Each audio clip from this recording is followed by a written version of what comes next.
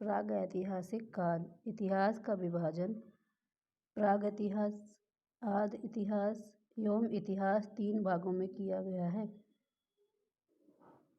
जिस काल में मनुष्य ने घटनाओं का कोई लिखित विवरण उद्धृत नहीं किया है उसे प्रागैतिहासिक काल कहते हैं। मतलब जिसमें कोई लिखित प्रमाण नहीं है उसे हम प्रागैतिहासिक काल कहते हैं।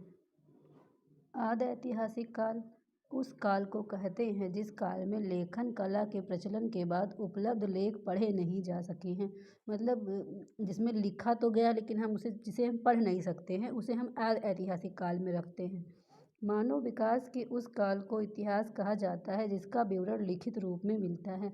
मतलब इतिहास हम उसे कहते हैं जो लिखा हुआ है और हम जिसे पढ़ सकते हैं उसे हम इतिहास के श्रेणी में रखे हैं। ज्ञानी मानव होमो सेपियंस का प्रवेश इस धरती पर आज से लगभग 30-40 हजार वर्ष पूर्व हुआ है। पूर्व पाषाण युग या पूरा पाषाण काल के मानव की जीविका का मुख्य आधार शिकार था। शिकार पूरा पाषाण काल में आदि मानव का मनोरंजन के साधन थे। आग का आविष्कार पूरा पाषाण काल में एवं पहियों का आविष्कार नवपाषाण काल में हुआ है। मतलब आग का आविष्कार हुआ है पूरा पाषाण काल में और पहियों का आविष्कार हुआ है नवपाषाण काल में। मनुष्य में अस्थायी निवास की प्रवृत्ति नवपाषाण काल में हुई है तथा उसमें उनके सबसे पहले पालतू कुत्ता बनाया गया। मतलब मनुष्य का अस्थायी आवास जो था वो नवपाषाण काल में बनाया है मनुष्य ने और इसका पहला पालतू पशु था कुत्ता। मनुष्य के सर्वप्रथम तांबा धातु का प्रयोग किया है। मतलब मनुष्य ने सबसे पहले तांबे धातु का प्रयोग किया है। उसके द्वारा बनाया गया औजार कुल्हाड़ी था। पहला औजार कुल्हाड़ी था। कृषि का आविष्कार नवपाषाण काल में हुआ। प्रागैतिहासिक अन्य उत्पादन स्थल मेहरगढ़ पश्चिमी बलूचिस्तान में अवस्थित है। कृषि के लिए अपनाई गई सबसे प्राचीन फसल गेहूँ पहली फसल है एवं जौ थी। लेकिन मानव द्वारा सर्वप्रथम प्राप्त अनाज था चावल। मतलब पहली फसल तो गेहूँ थी लेकिन जो प्राप्त हुए हैं जहाँ पे साक्ष्य वो चावल के साक्ष्य थे। कृषि का प्रथम उदाहरण मेहरगढ़ से प्राप्त हुआ है। कोल्डिहवा का संबंध चावल के प्राचीनतम साक्ष्य से है। भारत में पूर्व प्रस्तर युग के अधिकांश औजार स्टफिंग मतलब पत्थर के बने थे। रॉबर्ट ब्रूस फुट पहले व्यक्ति थे जिन्होंने 1863 ईस्वी में भारत में पुरापाषाणकालीन औजार की खोज की। पल्लावरम नामक स्थान पर प्रथम भारतीय पुरापाषाण कलाकृति की खोज हुई थी। भारत में मध्य पाषाण काल के विषय में जानकारी सर्वप्रथम 1867 ईस्वी में हुई जब C.L. क्राइल ने विंध्य क्षेत्र में लघु पाषाणोपकरण खोज निकाले। भारत में मानव अस्थिपंजर मध्य पाषाण काल से ही सर्वप्रथम प्राप्त होने लगे। मतलब मानव को अस्थिपंजर जो थे वो मध्य पाषाण काल से ही प्राप्त होने लगे हैं। भारत में नवपाषाणकालीन सभ्यता का प्रारंभ ईसा पूर्व 4000 के लगभग हुआ। भारत का सबसे प्राचीन नगर मोहनजोदड़ो था। सिंधी भाषा में जिसका अर्थ होता है मृतकों का टीला। मतलब सबसे प्राचीन जो नगर था वो मोहनजोदड़ो था। उसका अर्थ होता है मृतकों का टीला।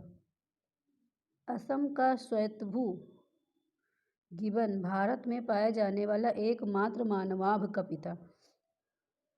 इनाम गांव ताम्रपाषाण युग की एक बड़ी बस्ती थी। इसका संबंध जोरवे संस्कृत से है। मतलब जो इनाम गांव था वो ताम्रपाषाण युग की एक बड़ी बस्ती थी। इसका संबंध जो है जोरवे संस्कृत से है। भारत में शिवालिक की पहाड़ी से जीवाश्म का प्रमाण मिलता है। प्रागैतिहासिक काल में भीमबेटका गुफाओं के शैल चित्र के लिए प्रसिद्ध है। मतलब जो प्रागैतिहासिक काल की भीमबेटका है वो गुफाओं के शैल चित्र के लिए प्रसिद्ध है। भारत में मनुष्य संबंधी सबसे पहला प्रमाण नर्मदा घाटी में मिला है। मतलब जो सबसे पहले प्रमाण है मानव संबंधी वो नर्मदा घाटी में मिले हैं। नोट: भारतीय नागरिक सेवा के अधिकारी रिजले। मतलब भारतीय नागरिक सेवा के अधिकारी रिजले प्रथम व्यक्ति थे जिन्होंने प्रथम बार वैज्ञानिक आधार पर भारत की जनसंख्या का प्रजातीय विभेदीकरण किया। मतलब रिजले पहले व्यक्ति थे जिन्होंने वैज्ञानिक आधार पर जनसंख्या का भारत में प्रजातीय विभेदन किया है। सिंधु सभ्यता। रेडियो कार्बन C14 जैसी नवीन विश्लेषण पद्धति के द्वारा सिंधु सभ्यता की सर्वमान्य तिथि 2400 ईसा पूर्व से 1700 ईसा पूर्व में मानी गई है। इसका विस्तार त्रिभुजाकार नोट तिथि निर्धारण की कार्बन C14 की खोज अमेरिका के प्रसिद्ध रसायन शास्त्री B.F. लिबी द्वारा 1946 ईस्वी में की गई थी। इस पद्धति में जिस पदार्थ में कार्बन 14 की मात्रा जितनी कम होगी वो चीज़ उतनी ही प्राचीन मानी जाती है। मतलब कार्बन की मात्रा जितनी कम होगी वो उतनी ही प्राचीन होगी और जितनी कार्बन की मात्रा ज़्यादा होगी उतनी नई होगी। सिंधु सभ्यता की खोज 1921 में राय बहादुर दयाराम साहनी ने की थी। सिंधु सभ्यता को आदि ऐतिहासिक अथवा कांस्य युग में रखा गया है। इस सभ्यता के मुख्य निवासी द्रविड़ एवं भूमध्य सागरीय थे। सर जॉन मार्शल भारतीय पुरातत्व सर्वेक्षण विभाग के तत्कालीन महानिदेशक सन जॉन मार्शल ने 1924 ईस्वी में सिंधु घाटी सभ्यता नामक एक उन्नत नगरीय सभ्यता पाए जाने की विविध घोषणा की थी। मतलब जो सन जॉन मार्शल थे उन्होंने सिंधु घाटी सभ्यता एक नगरीय सभ्यता पाने की विधिवत घोषणा की थी। मतलब कि मिला है, एक नगरीय सभ्यता मिली है। सिंधु सभ्यता के सर्वाधिक पश्चिमी पुरास्थल दास्क नदी के किनारे स्थित सुत कांगो डोर बलूचिस्तान, पूर्वी पुरास्थल हिंडन नदी के किनारे आलमगीरपुर जिला मेरठ में, आलमगीर उत्तर प्रदेश में है। उत्तरी पुरास्थल चिनाब नदी के तट पर अखनूर के निकट मांदा जम्मू कश्मीर व दक्षिणी पुरास्थल गोदावरी नदी के तट पर दाइमाबाद जिला अहमदाबाद महाराष्ट्र में है। सिंधु नदी या सैंधो नदी, मतलब सिंधु सभ्यता या सैंधो सभ्यता नगरीय सभ्यता थी। मतलब सिंधु सभ्यता या सैंधो सभ्यता नगरीय सभ्यता थी। सैंधो सभ्यता से प्राप्त परिपक्व अवस्था वाले स्थलों में केवल 6 को ही बड़े नगर की संज्ञा दी गई है। ये हैं मोहनजोदड़ो, हड़प्पा, गढ़वालीवाला, धौलावीरा, राखीगढ़ी एवं कालीबंगन है। 6 है मोहनजोदड़ो, हड़प्पा, गढ़वालीवाला, धौलावीरा, राखीगढ़ी और कालीबंगन। स्वतंत्रता प्राप्ति पश्चात हड़प्पा संस्कृति के सर्वाधिक स्थल गुजरात में खोजे गए हैं।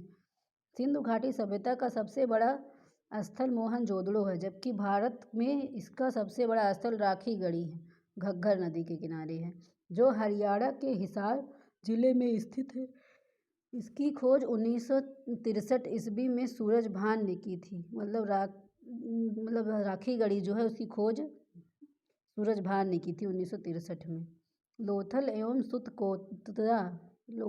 सुतकोतदा सिंधु सभ्यता का बंदरगाह है। जुते हुए खेत एवं नक्काशीदार ईंटों के प्रयोग का साक्ष्य कालीबंगन से मिलता है। अच्छा, और कालीबंगन से ही हमें कांच की चूड़ियों का साक्ष्य मिलता है।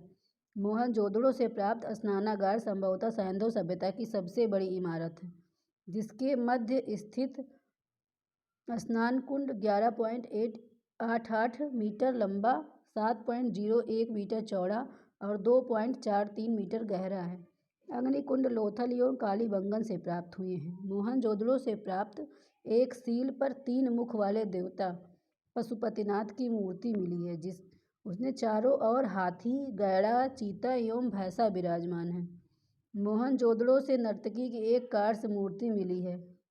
हड़प्पा की मोहरों पर सबसे अधिक एक मृगी पशु का अंकन मिलता है। यहाँ से प्राप्त एक आयताकार मोहर में स्त्री के गर्भ से निकलता पौधा दिखाया गया है। मनके बनाने के कारखाने लोथल एवं चहोंदड़ो से मिले। मतलब जो मनके बनाने के कारखाने हैं वो लोथल एवं चहोंदड़ो से मिले हैं। सिंधु सभ्यता की लिपि भाव चित्रात्मक है। यह लिपि दाईं से बाईं की ओर लिखी जाती है। जब अभिलेख एक से अधिक पंक्तियों में होते हैं तो पहली पंक्ति दाईं से बाईं और दूसरी पंक्ति बाईं से दाईं ओर लिखी जाती है। लेखन कला की उचित प्रणाली विकसित करने वाली सभ्यता सुमेरियन की सभ्यता थी। सिंधु सभ्यता के लोगों ने नगरों और घरों के विन्यास के लिए ग्रिड पद्धति अपनाई थी। मतलब सिंधु सभ्यता के लोगों ने नगरों और घरों के विन्यास के लिए ग्रिड पद्धति अपनाई। घरों के दरवाजे और खिड़कियां सड़क की ओर न खुलकर पिछवाड़े की तरफ खुलते थे। मतलब जो वहाँ पे दरवाजे लगे थे, वो दरवाजे और खिड़कियां जो लगी थी वो बाहर की गेट की ओर नहीं खुलती थी, बाहर की ओर नहीं खुल के पिछवाड़े की ओर खुलती थी। जबकि लोथल में नगर घरों के दरवाजे के मुख्य सड़क की ओर ही खुलते थे। मतलब लोथल में तो बाहर की ओर खुलते थे, लेकिन और भी जो थे वहाँ पिछवाड़े की तरफ खुलते थे दरवाजे। सिंधु सभ्यता में मुख्य फसल गेहूं और जौ है। सैंधोवासी या सिंधुवासी मिठास के लिए शहद का प्रयोग करते थे। मिट्टी से बने हल का साच बनमाली से मिला है। रंगपुर एवं लोथल से चावल के दाने मिले हैं, जिसके धान की खेती होने का प्रमाण मिलता है। चावल के प्रथम साक्ष्य लोथल से ही प्राप्त हुए हैं। सुरकोतदा कालीबंगन एक लोथल से सैंधवकालीन घोड़े के अस्थिपंजर मिले हैं। तौल की इकाई संभवतः 16 के अनुपात में थी। सैंधव सभ्यता के लोग यातायात के लिए 2 पहियों वाले एवं 4 पहियों वाली बैलगाड़ी या भैंसा गाड़ी का प्रयोग करते थे। मेसोपोटामिया के अभिलेखों में वर्णित मेलुहा शब्द का अभिप्राय सिंधु सभ्यता से ही है। संभवतः हड़प्पा संस्कृत का शासन वर्णिक वर्ग के हाथों में था। सिंध काल में विदेशी व्यापार, आयातित वस्तुएं और प्रदेश। तांबा खेतड़ी बलूचिस्तान ओमान से। चांदी अफगानिस्तान और ईरान से प्राप्त होती है। सोना कर्नाटक, अफगानिस्तान और ईरान से मिलता था। टिन अफगानिस्तान और ईरान से मिलती थी। गोमेद सौराष्ट्र से मिलता था। लाजवर्त मेसोपोटामिया से मिलता था और सीसा ईरान से मिलता था। पिग्गट ने हड़प्पा एवं मोहनजोदड़ो को एक विस्तृत साम्राज्यिक जुड़वा राजधानी कहा। जो पिग्गट था, उन्होंने हड़प्पा और मोहनजोदड़ो को एक जुड़वा राजधानी कहा है। सिंधु सभ्यता के लोग धरती को उर्वरता की देवी मानकर उसकी पूजा करते थे। मतलब सिंधु सभ्यता के लोग थे जो धरती की पूजा करते थे, उसको देवी मानते थे। वृक्ष पूजा एवं शिव पूजा एक प्रचलन के साक्ष्य भी सिंधु सभ्यता में मिले हैं। मतलब वृक्ष की पूजा और शिव जी की पूजा के प्रचलन के पूजा के साक्ष्य मतलब मिले हैं कि वहाँ उनकी पूजा होती थी। स्वास्तिक चिन्ह संभवतः हड़प्पा सभ्यता की ही देन है। मतलब स्वास्तिक चिन्ह जो है हड़प्पा सभ्यता की देन है। इस चिन्ह में सूर्योपासना का अनुमान लगाया जाता है। मतलब इस जो चिन्ह से है, इससे ये अनुमान लगाया जाता है कि सूर्य की उपासना तब भी हड़प्पा सभ्यता में भी होती थी। सिंधु घाटी के नगरों में किसी भी मंदिर के अवशेष नहीं मिले हैं। सिंधु सभ्यता में मातृ देवी की उपासना सर्वाधिक प्रचलित थी। पशुओं में कुबड़ वाला सांड इस सभ्यता के लोगों के लिए विशेष पूजनीय था। मतलब इन सभ्यता के लोग हड़प्पा सभ्यता के लोग कुबड़ वाले सांड की पूजा करते थे। स्त्री मूर्तियाँ, मतलब स्त्रियों की मूर्तियाँ जो मिट्टी से बनी थी, अधिक मिली हैं। इससे यह अनुमान लगाया जाता है कि सैंधव सभ्यता के लोग मात्र सत्तात्मक थे। वो मतलब उनका जो सत्ता थी मात्र के हाथ में थी। जैसे अब पितृ सत्वात्मक परिवार होता है, तब मात्र सत्वात्मक परिवार था। सैंधव सभ्यता के प्रमुख स्थल नदी उत्खनन एवं वर्तमान स्थिति। हड़प्पा रावी नदी के किनारे है। पाकिस्तान के पंजाब प्रांत का साहिवाल जिला दयाराम साहनी, माधो स्वरूप वत्स और बिहिलर उत्खनन करता है। मोहनजोदड़ो सिंधु नदी के किनारे है। पाकिस्तान के सिंध प्रांत का लहरकाना जिला राखाल दास बनर्जी, मौके और बिहिलर इसके उत्खनन करता है। चन्हुदड़ो सिंधु नदी के किनारे है। सिंध प्रांत का नवाबशाह जिला जो पाकिस्तान में है, मौके N.C. मजूमदार इसके उत्खनन करता। कालीबंगन घग्गर नदी के किनारे है। राजस्थान का हनुमानगढ़ जिला। अम्बलानंद घोष V.V. लाल एवं B.K. थापर उत्खनन करता है। कोट दीजी सिंध नदी के किनारे।